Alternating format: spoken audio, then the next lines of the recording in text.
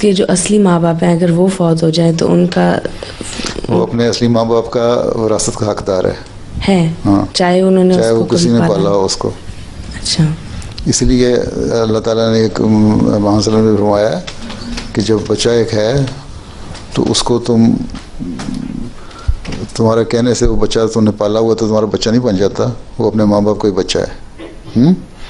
और इसीलिए बच्चे को जब कोई अडॉप्ट करता है तो उसको अगर तो कहीं से किसी ट्रस्ट वगैरह से ले लिया हुआ है, यदि वगैरह से, या बहुत सारे जिस तरह यहाँ भी हैं ऐसे जो लावारिस बच्चे छोड़ जाते हैं और उनको फिर अडॉप्ट कर लेते हैं, वो तो